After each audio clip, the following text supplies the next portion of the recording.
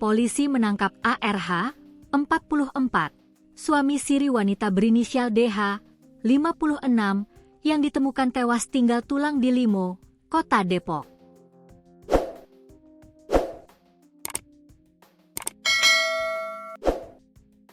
ARH ditangkap di wilayah Jatimulya, Tambun Selatan, Kabupaten Bekasi. Tersangka ARH yang merupakan suami siri korban telah diamankan oleh Subdit 3 Resmob Ditreskrimum Polda Metro Jaya pada 8 Maret 2026 pukul 15.30 WIB, kata Kepala Bidang Humas Polda Metro Jaya Kombes Budi Hermanto saat dihubungi wartawan, Senin, 9 Maret 2026. Menurut pemeriksaan sementara, ARH merupakan pengangguran yang sakit hati setelah diusir korban dari rumah. Saat ini tersangka ARH masih dalam proses penyidikan intensif oleh Ditreskrimum Polda Metro Jaya. Motif sementara diduga dilatar belakangi persoalan ekonomi, ujar Budi.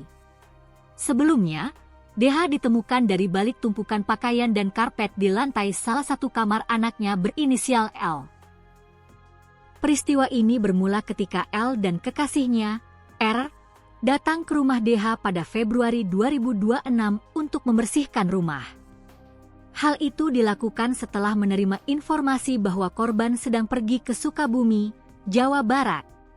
Saat pertama kali tiba di rumah, keadaan pintu pagar rumah korban dalam keadaan terkunci gembok dari arah luar, kata Kapolsek Cinere Kompol Hairul Syaleh saat dikonfirmasi, Senin.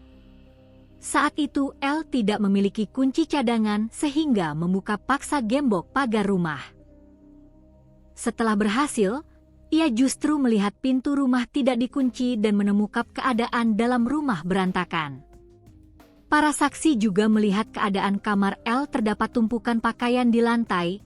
Pada saat itu tidak menaruh curiga apapun karena tidak mencium bau aneh, ujarnya.